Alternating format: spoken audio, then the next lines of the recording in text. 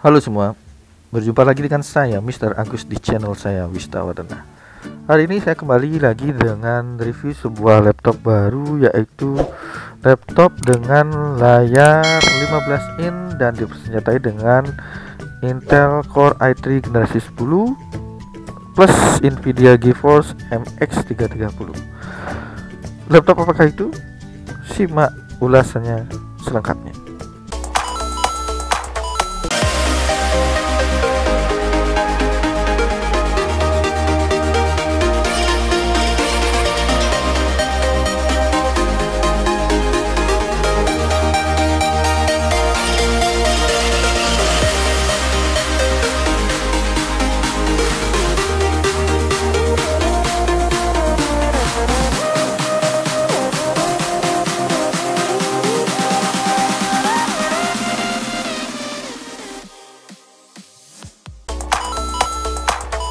Jadi ini adalah laptop Asus A516JP FHD 351 yang dipersenjatai dengan Intel Core i3 generasi 10 dan Nvidia GeForce MX 330. Kita akan bahas mulai dari segi desainnya.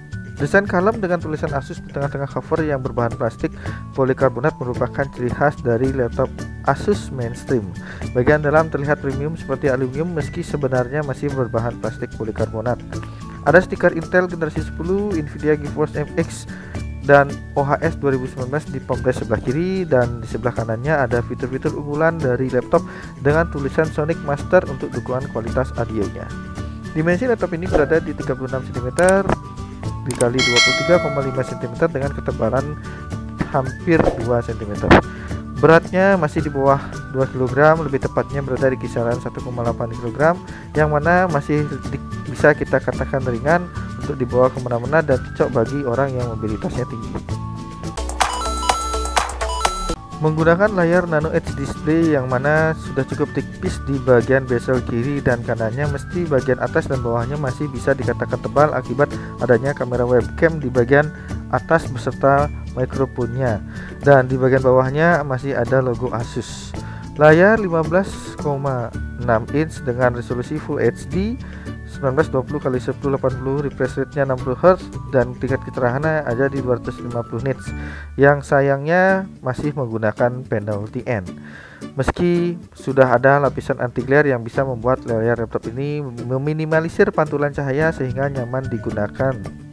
Resolusi kamera di bawah standar, yaitu hanya sampai di 0,3 megapiksel, 640 hingga 880 per 4:3, dan video 480p 30 fps yang sudah dilengkapi digital video stabilization.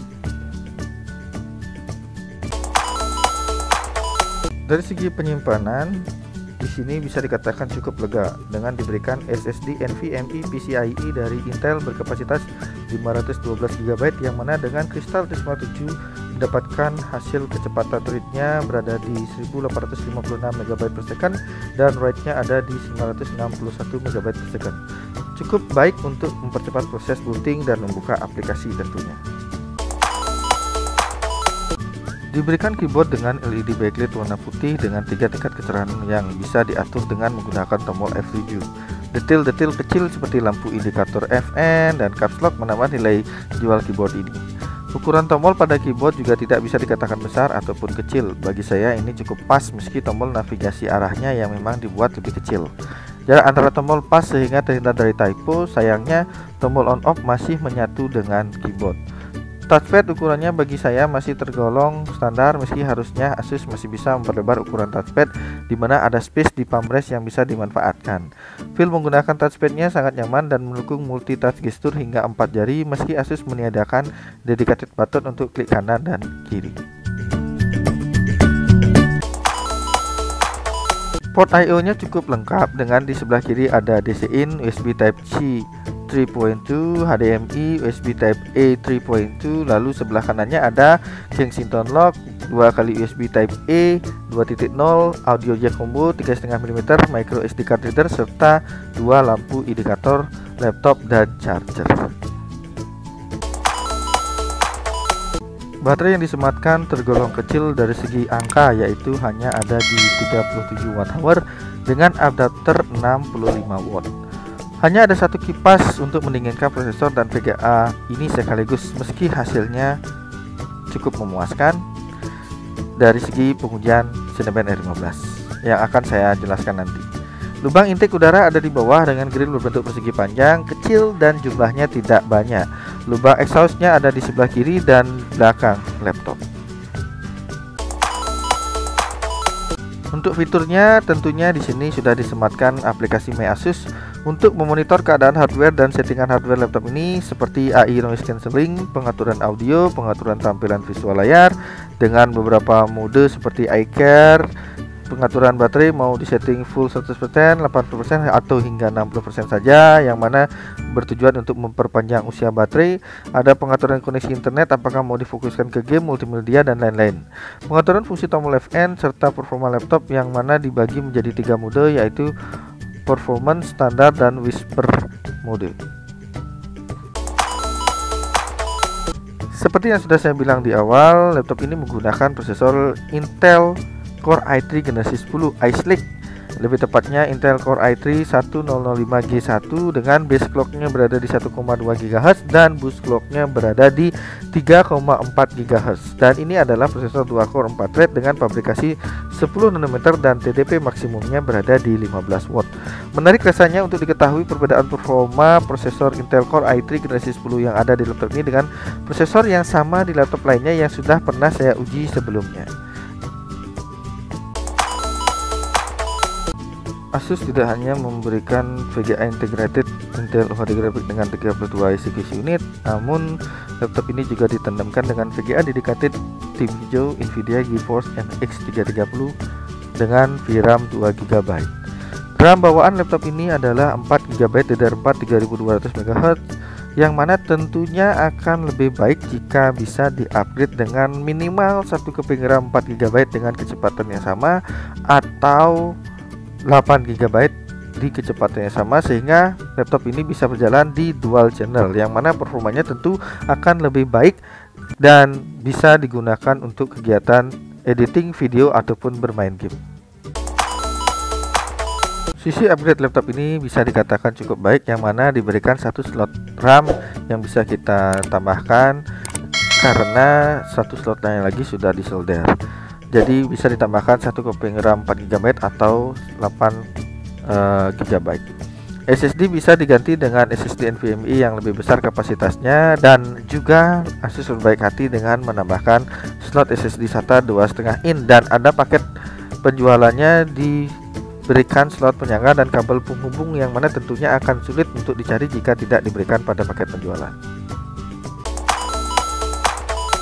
Di bagian uji performa yang mana saya menggunakan Cinebench R15 dengan mode best performance dan dalam dua kondisi yang berbeda. Dari kondisi pertama ketika dicas mendapatkan skor rata-rata 398 CB dengan skor tertinggi berada di 402 CB dan diraih di loop kelima, dan skor terendah 392 CB pada loop pertama. Pada kondisi kedua, laptop tidak dicas didapat skor rata-rata 387 CB dengan skor tertinggi berada di 393 CB di loop pertama dan skor terendah 384 CB di loop kelima. Penurunan performa yang hanya 2,7% ini mengindikasikan bahwa laptop ini memiliki performa yang konsisten dalam kondisi dicas maupun tidak dicas. Tidak ada gejala throttling pada laptop ini, sehingga bisa disimpulkan Asus memberikan sistem cooling yang baik di laptop ini. Begitu halnya jika dibandingkan dengan prosesor yang sama di piranti brand lainnya yang pernah saya uji sebelumnya. Jika membandingkan skor rata-rata prosesor Core i3 1005G1 di piranti brand lain, saya melihat skor yang dicapai oleh Asus A516JP ini menjadi skor yang tertinggi, melewati brand Acer dengan laptop seri A51453 dan HP di seri laptop 14S CF3040TU. Hal ini seolah-olah menegaskan Asus masih menjadi brand laptop terbaik saat ini. Untuk kesimpulan, laptop ini sangat tepat bagi para konten kreator pemula yang membutuhkan laptop performa tinggi di kelas prosesor 2 core 4 thread dengan dukungan VGA dedicated MX 330 yang tentunya bisa diandalkan untuk kegiatan rendering, editing video, dan bermain game ringan. Namun saya berikan catatan agar laptop ini digunakan dalam konfigurasi RAM dual channel minimal berkapasitas 8 GB atau alangkah lebih bagusnya jika bisa di-upgrade hingga 12 GB. Dalam paket penjualan juga sudah diberikan bonus berupa Windows 10 pre-install, Office Home Assistant 2019 senilai 1,8 juta yang berlaku seumur hidup, paket upgrade SSD SATA 2,5 in, backpack Asus, serta garansi premium care 5 tahun. Mungkin itu saja yang bisa saya sampaikan terkait review saya pada laptop Asus A516JP FHD 351 ini. Semoga berkenan, dan bagi yang butuh informasi silahkan share video ini ke kerabat dan keluarganya yang lain. Ingat berikan like dan komentarnya di kolom komentar, subscribe channel ini agar tidak ketinggalan informasi-informasi menarik dari channel ini. Sekian yang bisa saya sampaikan, dan sampai ketemu lagi di video saya yang lainnya. Bye.